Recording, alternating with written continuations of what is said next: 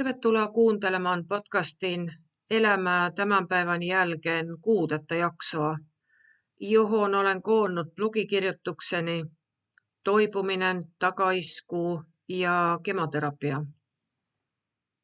Leikkauksesta toipuminen tapahtui jotenkin todella nopeasti. Mielestäni jopa yllättävän nopeasti. Joka päivä harjoittelin kävelemistä pitkän käytävän päästä päähän monta kertaa ja yritin syötä pieniä annoksia soseruokaa, jota minulle tuotiin, vaikka ruokahaluni oli jostain syystä täysin katonut. 3. leikkauksen jälkeisenä päivänä epiduraalikateetri poistettiin ja onneksi huomasin, että kipu oli edelleen hallinnassa. Ainoa asia, jonka huomasin ja joka oli minulle täysin uusi, oli se, että väsyin suhteellisen nopeasti.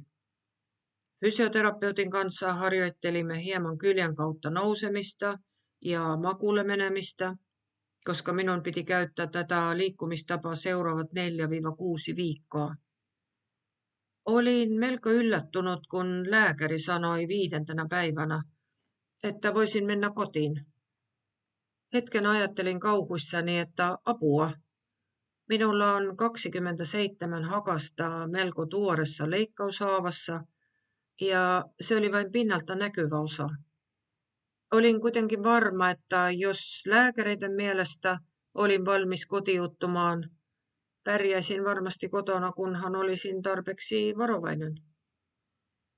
Lasten kanssa päättimme kuitenkin, että menisin ainakin aluksi nuorimman tyttäreni perheen luo, kunnes haavahakaset poistettaisiin viikon kuluttua ja samalla voisimme seurata, kuinka pärjäisin kotona. Tyttären perhe tuli hakemaan minut ja automatka sairaalasta kotiin tuntui hieman erilaiselta kuin tavallisesti. Tuntui siltä, että koko sisuus liikkui vapaasti puolelta toiselle eikä ollut kiinni missään. Kaiken kaikkiaan matka meni kuitenkin hyvin, eikä siinä ollut suurempia ongelmia. Suurempi ponnistus oli oikeastaan autoon istuminen ja sieltä nouseminen. Tietenkin oli ihana päästä sairaalasta kotiin läheisten luo. Apteekista kannoimme mukanamme kasillisen lääkeitä. Osastolla olin jo osoittanut, että pystyn ongelmitta pistämään itselleni verenohennuslääkeen. Ilman tätä taitoa en olisi päässyt kotiin. Oli myös mukava päästä taas hiljalleen ulos kävelemään, vaikka kyse olikin vain muutamasta päivästä, jolloin se ei ollut mahdollista. Aloimme vähitellen tehdä hieman pitempiä kävelylenkkejä ja käytännössä lopun ajan lepäsin. Se oli todella hyvä ja rauhallinen alku pitkällä toipumisella. Leikkauksen aikana lääkärit huomasivat maksassa pienen muodostelman ja ottivat siitä koepalan. Valitettavasti, kuten myöhemmin selvisi, kyseessä olikin suolistosta maksaan levinnyt etäpesäkkä. Tämän ei pitänyt mennä näin, sillä tähän asti olin ollut täysin varma, ettei etäpesäkkeitä ollut. Tässä suhteessa olin kuitenkin onnekkaassa asemassa, sillä minulle tehtiin avoleikkaus. Muuten, jos kyseessä olisi ollut laparoskopia, maksa olisi saattanut jäädä kokonaan huomamatta ja etäpesäkke olisi jäänyt löytämättä. Jostain selittämättömästä syystä minulle olikin jälleen uusi haaste voitettavana. Kaikki alkoi taas alusta. Verikokeet, magneettikuvaus, teettekuvaus ja tämän jälkeen uusi lääkärikäynti ja virallinen tieto. Maksassa oli etäpesäkkeitä. No niin, jos saisin katsoa asiaa positiiviselta kannalta, ja minä halusin katsoa näin, niin kyseessä ei ollut maksasyöpä, vaan jostain syystä suolistokasvain oli levinnyt maksaan. Kuulostiko se paremmalta? No ainakin minun mielestäni kyllä. Pääkasvain oli poistettu kokonaan ja nyt lääketiede yritti hoitaa myös tätä pitemmälle levinnyttä sotkua. Sytostaatihoitosta oli keskusteltu ja se oli päätetty aloittaa. Nyt odotin vain tietoa siitä, milloin hoito voisi alkaa. Pieni viive oli mahdollinen, koska laajasta suolistoleikkauksesta oli kulunut vasta 5 viikkoa. Odotin rauhallisesti, koska se oli ainoa asia, mitä saatoin tehdä. Ajatukseni pysyivät kuitenkin melko kirkkaina. Välillä tosin tuntui kuin olisin ollut vuoristoratassa, mutta se oli varmasti täysin normaalia. Jatkoin päivittäin aktiivista ja huolellista kuntoutumista sekä liikkumista.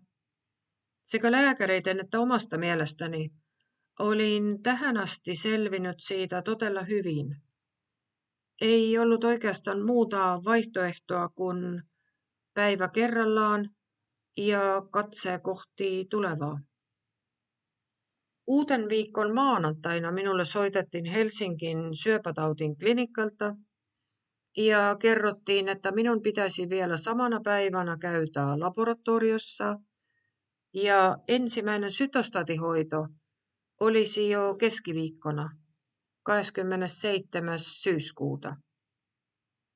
Tämä herätti tietysti mieleeni valtavan määrän kaikenlaisia ajatuksia.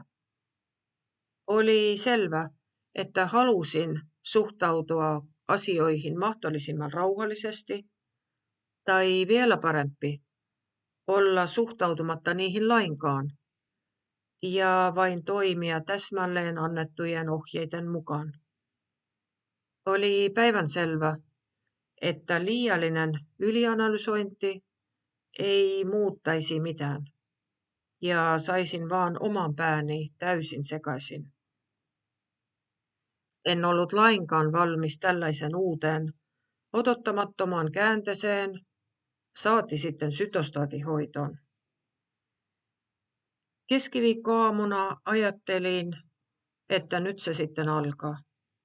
Ei hätää, kyllä minä pärjään. Muutaman tabletin joutuin ottamaan jo kotona noin 1,5 tuntia ennen hoitoa. Ja sen jälkeen olin periaatteessa enemmän tai vähemmän valmis, vaikka minulla ei ollut aavistustakaan, miltä valmiuden pitäisi näyttää tai tuntua. Osastolla olin tietenkin minulle tyypillisen tapaan ajoissa paikalla. Sain valita itselleni sopivan paikan ja hetkeä myöhemmin kanyyli oli jo suonessani. Katselin, kuinka tuntemattomat, vahvatoimiset liuokset valuivat hitaasti tiputuksen kautta verenkiertoni. Kanyylin kohtalla käsivarrella ja sen alla oli koko infuusion ajan lämpimät geelipussit, jotta lääkkeet ärsyttäisivät verisuonia mahdollisimman vähän. Infuusion aikana kuuntelin äänikirjaa, selailin nettiä, torkuin, katselin ympärilleni ja lopulta vain odotin, milloin pääsen lähtemään. Hoitaja kävi jatkuvasti varmistamassa, että kaikki oli kunnossa, mikä tuntui todella hyvältä ja turvalliselta. En havainnut mitään erityistä reaktiota koko lähes 3 tunnin aikana. Sivuvaikutuksia tuli tietenkin vähän myöhemmin, kun aloin liikkua. Illalla kotona aloittiin heti myös kapesitabiinitablettien ottamisen. Niitä minun piti ottaa aamuin illoin 2 viikon ajan, jonka jälkeen seurasi viikon mittainen niin sanottu lääketauko, ja sitten koko sykli alkoi uudelleen lääkkeen infuusiolla. Ennen tablettien ottamista piti ehdottomasti syötä, ja lääke tuli ottaa noin 30 minuutin sisällä ruokailusta.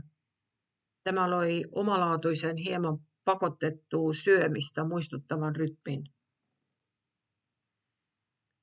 Pelkäsin ensimmäistä hoitokertaa paljon enemmän Ja niitä pahempiakin päiviä tuli myöhemmin tämän hoidon aikana. Mutta ihminen on kyllä erittäin sitkeä ja kärsivällinen mekanismi.